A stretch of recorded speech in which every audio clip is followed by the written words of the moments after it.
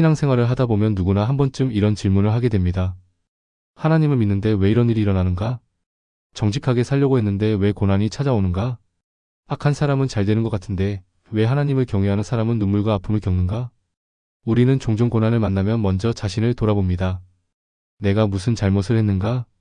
하나님께서 나를 벌하고 계신 것은 아닌가? 물론 어떤 고난은 우리의 잘못된 선택에서 비롯됩니다. 그러나 성경은 모든 고난을 개인의 죄에 대한 직접적인 형벌로 설명하지 않습니다.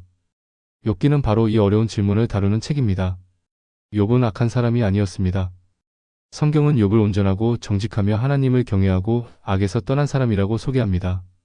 그런데 어느 날 욥의 삶에 감당하기 어려운 고난이 한꺼번에 찾아왔습니다. 그는 재산을 잃고 자녀들을 잃고 건강까지 잃었습니다. 욥의 고난은 단순한 경제적 실패나 일시적인 어려움이 아니었습니다. 한 사람이 의지하고 살아가던 모든 것이 무너지는 고통이었습니다. 그렇다면 욥은 왜 이런 고난을 당했을까요? 먼저 욥기는 모든 고난이 죄의 직접적인 결과는 아니라는 사실을 보여줍니다. 욥의 친구들은 욥에게 찾아와 처음에는 말없이 함께 울었습니다. 그러나 시간이 지나자 그들은 욥의 고난을 설명하려 했습니다. 그들의 생각은 단순했습니다. 하나님은 의로운 사람에게 복을 주시고 악한 사람에게 벌을 주신다. 그러므로 욥이 이처럼 큰 고난을 당한다면 분명히 숨겨진 죄가 있을 것이다. 친구들은 욥에게 죄를 인정하고 회개하라고 계속 요구했습니다.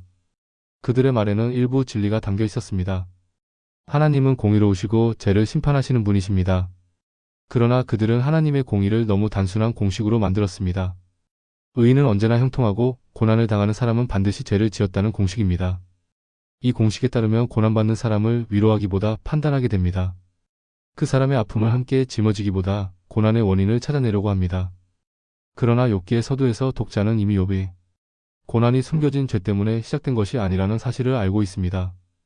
욥의 친구들이 모르는 하늘의 장면이 먼저 제시되기 때문입니다. 그러므로 욥기의 중요한 메시지 가운데 하나는 이것입니다.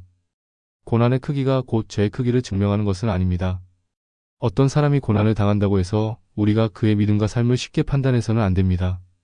예수님도 날 때부터 보지 못했던 사람을 두고 제자들이 묻자 그 사람이나 부모의 죄 때문이라고 단정하지 않으셨습니다. 성경은 죄와 고난의 관계를 인정하지만 모든 고난을 개인의 특정한 죄와 직접 연결하지는 않습니다. 그렇다면 욥의 고난에는 아무런 의미가 없었던 것일까요? 욥기는 고난의 모든 이유를 단순하게 설명하지 않습니다. 오히려 인간이 하나님의 모든 뜻을 다 이해할 수 없다는 사실을 보여줍니다. 욥은 자신의 고난을 이해할 수 없었습니다. 그는 하나님께 끊임없이 질문했습니다. 왜 나를 태어나게 하셨습니까? 왜 내게 이런 일을 허락하셨습니까? 내가 잘못한 것이 있다면 알려주십시오. 욥의 말에는 때로 거칠고 위험하게 들리는 표현도 있습니다. 그러나 중요한 것은 욥이 하나님을 떠나 다른 곳으로 가지 않았다는 사실입니다. 그는 하나님께 항의했고 하나님께 울부짖었으며 하나님께 답을 요구했습니다. 믿음은 고통을 느끼지 않는 상태가 아닙니다. 믿음은 아프면서도 하나님께 나아가는 것입니다. 슬픔을 감추고 아무렇지 않은 척하는 것이 믿음은 아닙니다. 성경의 믿음은 눈물과 질문을 가지고 하나님 앞에 서는 믿음입니다. 욥은 고난 속에서도 하나님과의 관계를 놓지 않았습니다. 그는 이해하지 못했지만 자신의 고통을 하나님 앞에 쏟아놓았습니다. 우리도 신앙생활을 하면서 고난을 당할 때 너무 빨리 정답을 만들려고 할 수 있습니다. 이 고난을 통해 하나님이 반드시 무엇을 가르치시려는 것이라고 단정하기도 합니다. 물론 하나님은 고난을 사용하여 우리를 연단하시고 성숙하게 하실 수 있습니다. 그러나 고난받는 사람에게 곧바로 교훈을 말하는 것은 오히려 상처를 더할 수 있습니다. 욥의 친구들이 처음 일주일 동안 말없이 함께 앉아 있었을 때는 좋은 위로자였습니다. 문제는 그들이 욥의 고난을 모두 설명할 수 있다고 생각하면서 시작되었습니다. 고난 앞에서는 설명보다 함께 있어주는 것이 먼저일 때가 많습니다. 답을 제시하는 것보다 함께 울어주는 것이 필요할 때가 있습니다. 기도의 말조차 나오지 않을 때 옆에 조용히 앉아있는 것이 더 깊은 사랑일 수 있습니다. 욥기의 후반부에서 마침내 하나님께서 욥에게 말씀하십니다. 그러나 하나님은 욥이 기대했던 방식으로 고난의 이유를 설명하지 않으셨습니다. 왜 자녀들이 죽었는지, 왜 재산을 잃었는지, 왜 병이 찾아왔는지 그 이유를 하나씩 해명하지 않으셨습니다. 대신 하나님은 욥에게 세상의 창조와 질서에 관해 물으셨습니다. 땅의 기초를 놓을 때 내가 어디 있었느냐? 바다의 경계를 누가 정했느냐? 별들의 운행과 짐승들의 생명을 내가 다스릴 수 있느냐? 하나님의 질문은 욥을 조롱하기 위한 것이 아니었습니다. 욥이 보지 못하는 훨씬 더 큰 세계가 있으며 하나님께서 그 모든 것을 지혜로 다스리고 계신다는 사실을 보여주기 위한 것이었습니다. 욥은 자신의 삶에서 일어난 일만 볼 수 있었습니다. 그러나 하나님은 욥이 알지 못하는 영역까지 보고 계셨습니다. 인간은 한 장면만 보지만 하나님은 전체를 보십니다. 우리는 오늘의 고통만 보지만 하나님은 시작과 끝을 함께 보고 계십니다. 그렇다고 해서 고난이 쉽게 느껴지는 것은 아닙니다.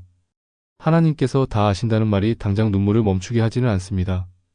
그러나 욥기는 고난 속에서도 붙들 수 있는 한 가지 사실을 보여줍니다. 내가 이유를 알지 못해도 하나님은 여전히 하나님이시라는 사실입니다. 하나님의 침묵이 하나님의 부재를 뜻하지 않습니다. 하나님의 뜻을 이해하지 못한다고 해서 하나님께서 일을 멈추신 것도 아닙니다. 믿음은 모든 이유를 아는 데서 시작되지 않습니다. 모든 것을 알지 못해도 하나님을 신뢰하는 데서 시작됩니다. 욥은 하나님을 만난 뒤 이렇게 고백합니다. 내가 주께 대하여 귀로 듣기만 하였사오나 이제는 눈으로 주를 배움나이다. 욥이 받은 가장 큰 응답은 고난에 대한 완전한 설명이 아니었습니다. 고난 가운데서 하나님을 더 깊이 만난 것이었습니다.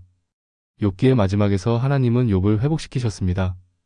그러나 이것을 모든 고난이 이 세상에서 반드시 몇 배의 물질적 복으로 보상된다는 공식으로 이해해서는 안 됩니다. 욥기의 회복은 하나님께서 욥을 버리지 않으셨다는 사실을 보여줍니다.